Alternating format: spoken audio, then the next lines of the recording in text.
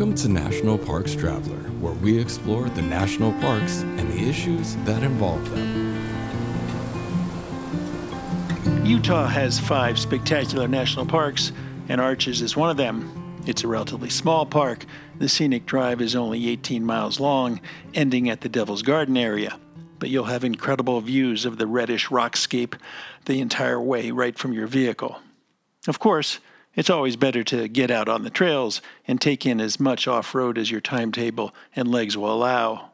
2 of the park's most impressive arches, Delicate Arch and Landscape Arch, are well worth the hiking you'll need to tackle to stand in awe before them. This is Kurt Repenchek, your host at the National Parks Traveler. This week, the travelers Lynn Riddick and her trip companion, Tica Nathan, spent a day and a half in the park and offer up some of their experiences and observations. We'll be back in a minute with Lynn's report. Interior Federal Credit Union is pleased to introduce our upcoming 7-month certificate special set to launch on November 1st, 2023. This limited time offer features a competitive 5.75% annual percentage yield. It's a great way to make your savings work harder for you. Please note that this special rate is available for new funds only. If you've been exploring options to grow your savings, remember to mark November 1st on your calendar. We're here to help you achieve your financial goals. Apply for membership at interiorfcu.org, federally insured by NCUA. Adventure awaits. Explore the beauty of our national parks with Explorer Maps. Whether you're captivated by the breathtaking landscapes of Yellowstone or the wild shores of Acadia, Explorer Maps has the perfect map to connect you to your favorite place. Visit explorermaps.com to find your next adventure. The Everglades Foundation, the only organization whose sole mission is to restore and protect America's Everglades. Learn more at evergladesfoundation.org. The Blue Ridge Parkway Foundation is the primary nonprofit fundraising partner for the Blue Ridge Parkway.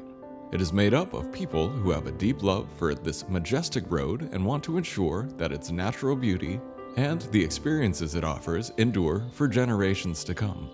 Show your appreciation at brpfoundation.org. This is Lynn Riddick, and I'm here with my sister-in-law, Tica Nathan, and we are entering Arches National Park. It's actually our second day, but this will be our first full day, and we are just exiting the visitor center parking lot, and we're climbing the main road up into the mountains where all the beautiful rock formations and arches are to be found. So, hi Tica. Good morning. How are you? I feel great. Thank you. It's just majestic. So what's really cool is, coming in from Moab, we cross the Colorado River, and almost immediately you just see sheer cliffs and mountains of gorgeous orange and pink and tan, sandstone, just massive walls and cliffs, and it's just stunning, just right out of the gate. It's amazing, right? Agreed. Arches was initially designated as a national monument in April 1929, when President Herbert Hoover signed a proclamation to reserve some 4,500 acres in southeastern Utah. The boundaries were expanded over time, and in 1971, Congress changed the status to national park. So we are climbing. It's about 8:45 on a beautiful sunny morning. The main road that goes through the park is winding up, climbing pretty good elevation so far, sort of S-turns as we climb up and up and up, and it's just looming chunks of rock just right above our car. In fact, it almost feels like some of these pieces could break off and cause a problem, but hopefully that's not going to happen to us today. Feel pretty good, but there's definitely lots of rock fall from years and years and years ago that have piles of rocks that have settled in and just added to the stunningness of the landscape. Just amazing. Just layer upon layer upon layer of sediment and rock as we climb up and up and up, and see a good view over the valley. As a little hazy in the background, or off in the distance, it's a little hazy. Not sure why. Just could be the way it is, or maybe residual smoke from wildfires of last year. Who knows? But it is pretty, and looking off in the distance, there are mountain peaks with still snow on top of them. And, we were talking about this yesterday, we're not sure if it is snowfall from this year or last year. We'll have to check into that. But we continue to take the squiggly road up and up and up. And just, we're going to have to stop along the way and check out some of these beautiful overlooks.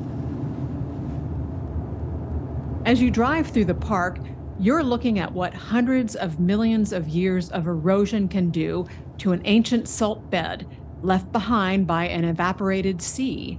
The unstable salt bed was covered with thick layers of rock and sediment, and the weight of those deposits created incredible pressure, causing the salt bed to shift and buckle, rise and fall, and to squeeze out massive domes, pinnacles, cliff walls, and immense heaps of rock.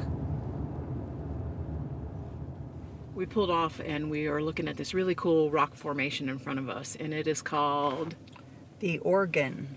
So it looks like just a thin wafer of solid rock, probably 1,000 feet high. I don't know, that might be an exaggeration, but it's super high, but it's really thin, and it looks like you could just knock it over with your finger. So it's just a really interesting formation, I think. Kind of catches your eye, but everything around here catches your eye. Just stunning. The Organ is part of a larger geological complex called Courthouse Towers.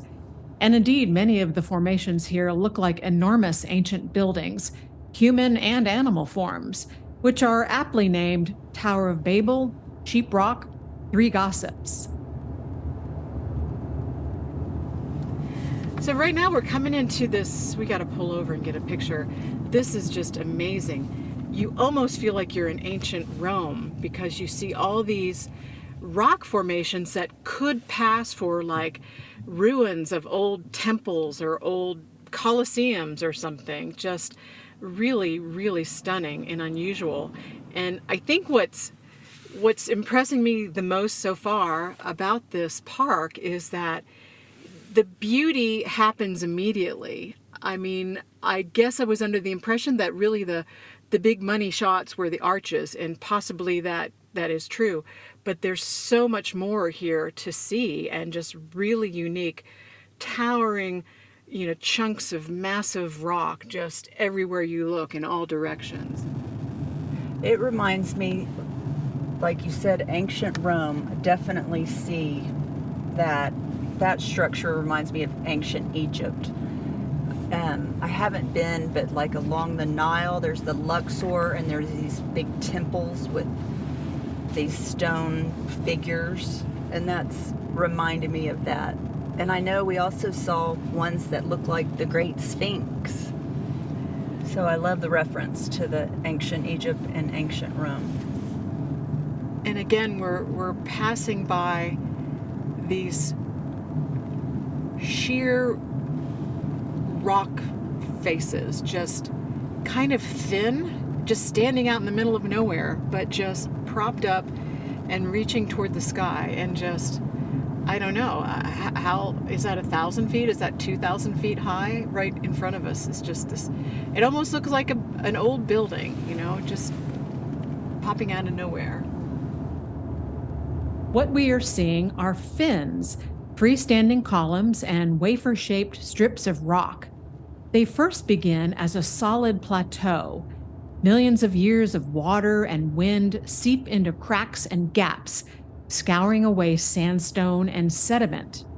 Water within the cracks turns to ice, causing the rock to expand and break apart.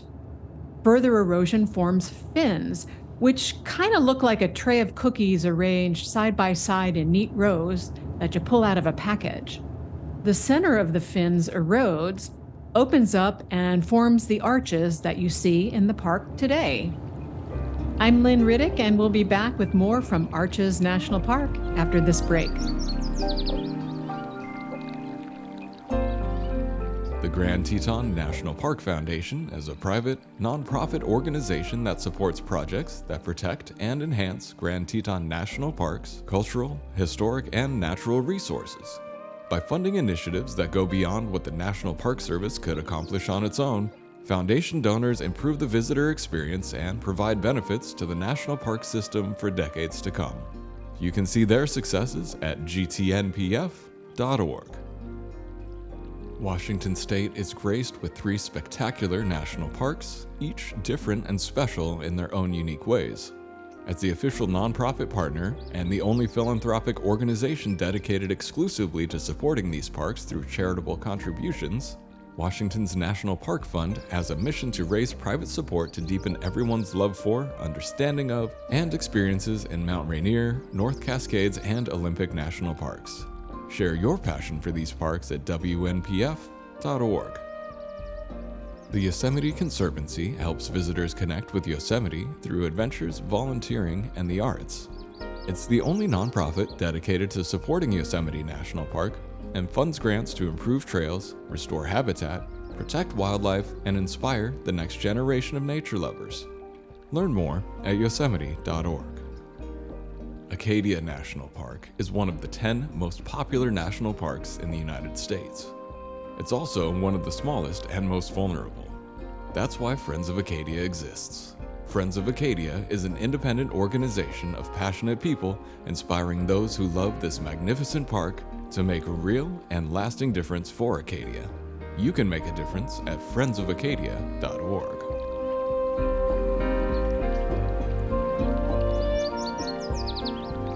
I'm Lynn Riddick, and I'm back now with Tica Nathan with more about our trip to Arches National Park. I love the time of year we're here. There wasn't a line coming into the park. Definitely see cars. We know people are here, but it's November 7th, and feel like we sort of have the park to ourselves at this point. Yeah, as we go along Scenic Drive, there are no cars in front of us and no cars behind us, so we're going, well, actually off in the distance I do see a few cars, but we're not following slowly behind anybody. Nobody's tailgating us. It's just a nice leisurely pace, and I love it, and it's perfect day. It's real windy. We're dressed in layers. It's not cold in the least. Just gorgeous. So yesterday, we entered the park around, I think about 3:30, right? Yes. And so we did a pass through. We went up, daylight savings has just ended, so our daylight hours were limited. So we drove immediately up to Delicate Arch, and it was just a beautiful drive. And we got out and we did the hike. There's 2 different hikes up to Delicate Arch. One is a shorter hike. What was that, about a half a mile? Yes, to a viewpoint. Yeah, and it was, it's not the easiest hike you ever took. There is some elevation, and you're climbing up some, it's mostly a gravel path, and there are some slick spots on it, but it's just stunning as you go up. And you can see a really good view of the arch from there. And then we also took the other trail, which is longer, 3-mile round trip, right? Yes, And Wolf Ranch, I think it's called Wolf Ranch Trailhead. Little bit of paved trail, and then it gets rocky, and then you are hiking over what we learned is called Utah Slick Rock, and you just go up and up and up and up, and the sun was setting and just beautiful in every direction that you could see. You kind of have to watch your step because it is a little slippery, and it is, the the hike climbs and climbs. But you always know that on the way back, you're going to go downhill mostly. So, so that's good to remember. I think they categorized it as moderately strenuous, and I definitely agree. It wasn't easy. It was moderately strenuous. Delicate Arch is one of the most popular spots in the park, so crowds can be a factor. And climbing up to the arch can be tiring. Given our November visit, we passed only a few people who were on their way down, but found ourselves asking them, how much farther? After we did that trail, we kind of stopped at some other places. We stopped at the Balance Rock. It's kind of a little wheelchair accessible, kind of a little loop that goes around Balance Rock and some other rock formations. And it was quite pleasant, and it was getting dark by that time, and we saw the very first light we saw, the very first star we saw in the sky. We first mistook it for an airplane. That this month, the Jupiter is really strong, has a strong presence in the sky, sort of across from the sun, and comes out as the sun's setting. And it was just spectacular. It was like the biggest white marble I'd ever seen Jupiter look. So yeah, Jupiter, and then the stars really started popping out. yeah, little by little you start seeing more and more stars, and then the next thing you know, the sky is just filled with stars. And of course, you know, this is a really super dark place and a great place to stargaze because there isn't any light pollution around. We could even make out the Milky Way. The Milky Way too, which you don't get to see much anymore these days with all the light pollution. So we're coming up on Balance Rock, and we had stopped here. Like this is where we took a good look at Jupiter last night, and this is really something to see. Oh, I think I read that it's like the size of 3 school buses, but it looks way bigger than that. It looks the size of 10 school buses or more, and just, yeah, balanced on a thin little middle part and then gradually gets bigger. So what did we say last night in the silhouette? It was really interesting to see it in silhouette, that it looked maybe Sphinx-like, or like a woman with her hair in a chignon. Right, looking off into the distance. It's got beautiful backdrop behind it, those white snow-capped mountains, like on the other side of it. Balanced Rock marks the turnoff to the windows section of the park, where you'll find Pothole Arch, Turret Arch, Double Arch, North Window, South Window, and other notable formations. Look at this. Okay.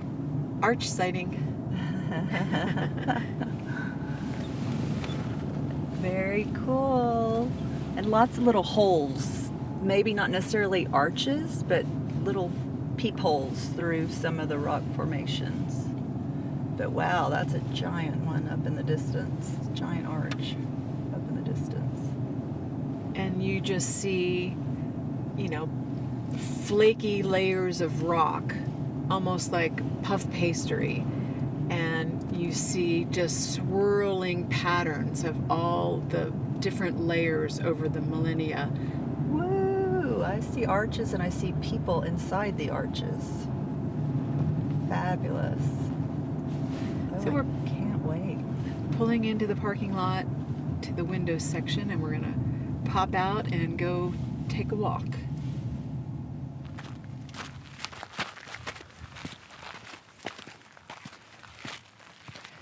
The first cool thing, other than everything that we see, is a big, long, kind of a horizontal, big chunk of rock.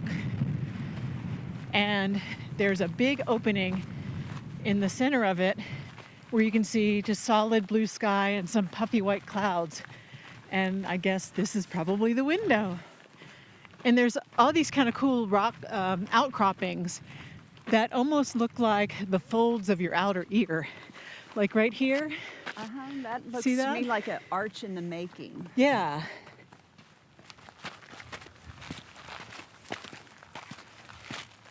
What we were looking at is called biceps arch, which is an example of a cliff wall arch, one of several types of arches in the park. All right. Heading toward the north window.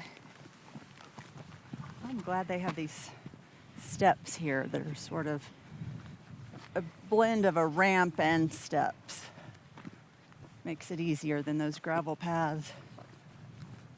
Get better traction. So we are right here at the base of the window. It's this towering arch, almost directly overhead. Some people gathered around, also kind of exploring underneath here. You're allowed to walk right up to it. They actually say don't linger very long because rocks can fall. And when you see some little kind of wedged in little cracks, you can believe that could happen. All right, well, no lingering.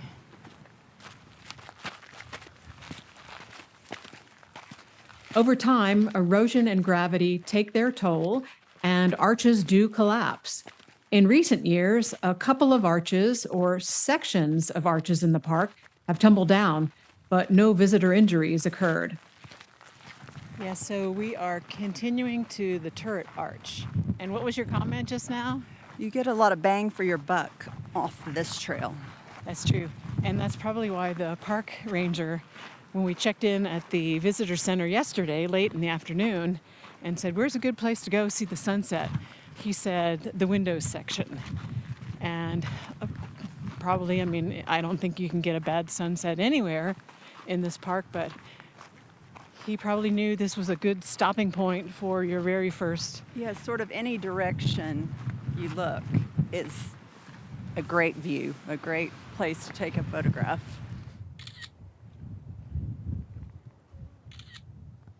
I'm Lynn Riddick, and we'll be back with more from Arches National Park after this break. Amidst the rustling leaves and fading sunlight, the National Parks traveler stands at a crossroads. For the past 18 years, we've been your eyes on climate change impacts, guardians against invasive species, and the unwavering voice for parks big and small. But now, we need you, because without adequate funding, we will have to shut down by the end of the year. Through our over 250 podcast episodes, we've explored crown jewels of the park system, as well as overlooked wonders. We've taken you from the shores of Cape Hatteras to the white sands of New Mexico. We've headed up discussions with park superintendents, and we've sat down with seasoned park rangers. We've shared campfire stories, conversed about cookbooks, and gazed at the stars with the Dark Ranger. Doug Lean, of Ranger Doug Acclaim, calls the traveler the NPR of National Park News, the Lonely Planet virtual guidebook to the NPS galaxy. Most small independent and publicly supported news outlets are vanishing in America. Kurt keeps the NPS on its toes and the public informed, says Lean, a once-upon-a-time seasonal ranger who spent decades collecting and preserving Works Progress Administration National Park posters. Now, we ask you to close your eyes and picture a world without the National Parks traveler. As the sun begins setting on our journey, National Parks Traveler humbly asks for your support. As a 501c3 nonprofit, we depend on donations from listeners like you. If this daily coverage is important to you, please stop by nationalparkstraveler.org and pledge a donation. Full of stunning photography and thought-provoking reads, Smoky's Life is a biannual magazine produced by Great Smoky Mountains Association. Members receive it free of charge each spring and fall, and it is available for purchase in retail stores throughout Great Smoky Mountains National Park and online at smokiesinformation.org. Whether it be strategy, business planning, change management, board development, executive search, or diversity planning, Potrero Group is here to help. They mix a depth of experience in the parks and land space with the breadth of best practices from other industries. For more information or to schedule a preliminary conversation, go to potrerogroup.com, Potrero group.com. I'm Lynn Riddick, and I'm back now with Tica Nathan with more about our trip to Arches National Park. So now we are approaching the parking lot for the trailhead to Devil's Garden, correct? Yeah. So what trail is this that we're going to be on, and what kind of things are we going to see? This is an all-you-can-eat buffet, it looks like. I think the whole trail is 7 miles, but we're going to do a much shorter version of that. But it looks like there's 10 or more arches along this trail.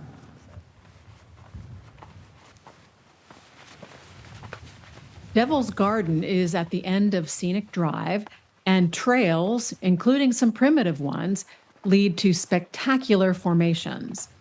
The park has over 2,000 stone arches, the most you'll find anywhere.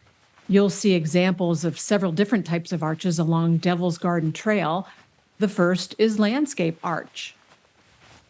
This first arch just sort of all of a sudden appears out of the background. I mean, the sun, the way the sun's hitting it makes definite lines, creates definition against the rock behind it. I feel like it was camouflaged because what we were used to was the windows where you had the blue sky behind it. And it's a huge arch, but it has rocks behind it. So it's sort of camouflaged. Yeah, absolutely. And then just right to the right of it is another sort of mini arch, thicker on the top part. The first one is Landscape Arch. And boy, it looks really fragile to me because one piece of it on the right side looks really skinny. Now, how wide that is anyone's guess, but that looks like a pretty fragile spot. Landscape Arch spans 306 feet. In 1991, hikers heard a loud crack and watched as a 60-foot slab of rock broke off of the right side of the arch and crashed to the ground, leaving a 180-ton rock pile. That's why it looks thinner on one side. You can't help but wonder how long the arch will hold up and whether it might ultimately collapse in the near future. Now the trail becomes actual red sand, where we've been kind of on a gravel path. Oh yeah, like walking on a beach. Or Land of the Lost. That keeps coming to mind. You're kind of slogging through it. Takes a little bit of extra effort to pull your feet up out of the thickness of it all. But obviously sand that's eroded off limestone for many, many millennia. It's so peaceful here, not quite as windy right now. A little more tiring to get through this thick sand, but definitely we're still surrounded by rocks 1,500 feet or higher above us. Pretty spectacular.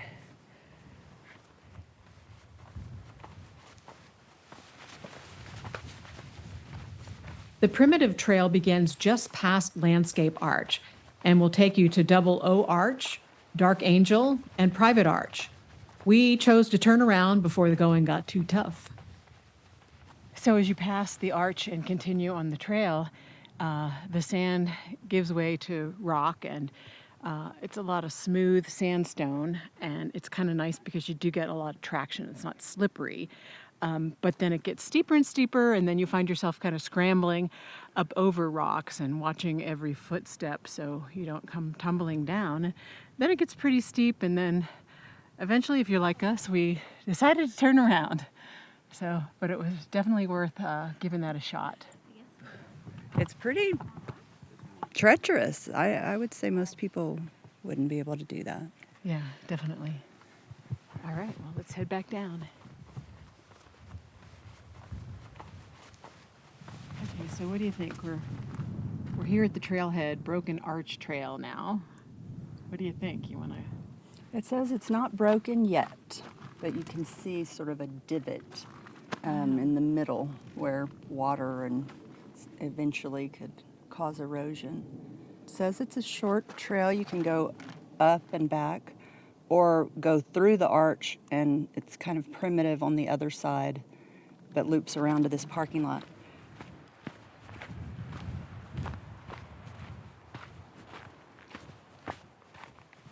Yeah, coming up on a divergence of the path, go this way, Broken Arch, 830 yards. I think we can do 8.5 football fields, right? And then to the left, Tapestry Arch, 300 yards. So we are going to be seeing some arches any minute.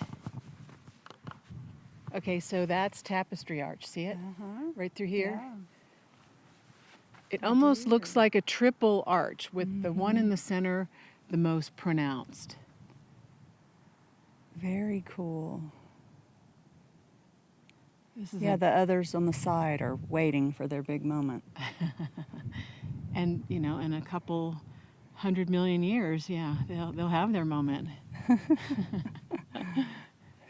You let me know when it happens. It's really so peaceful and quiet and desolate out here on this trail.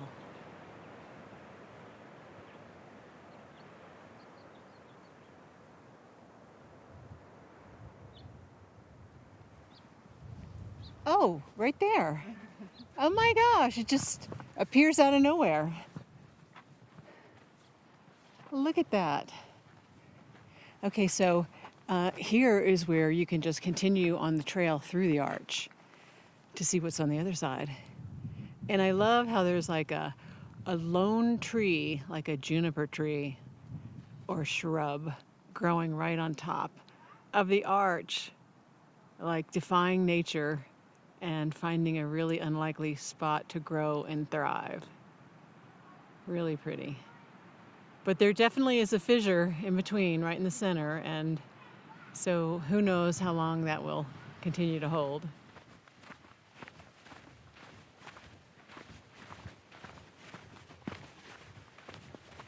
Best way to exercise. Okay, so that wasn't a bad hike at all.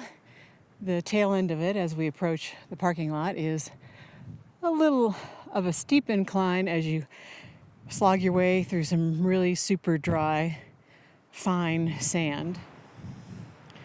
And watch out, because the person behind you might get a face full of dust with your as you walk through the sand, kick it up.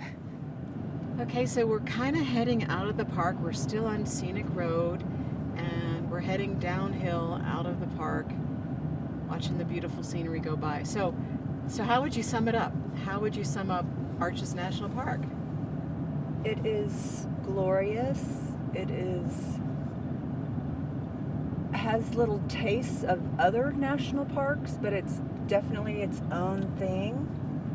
And every little trailhead, every arch, each one was fantastic.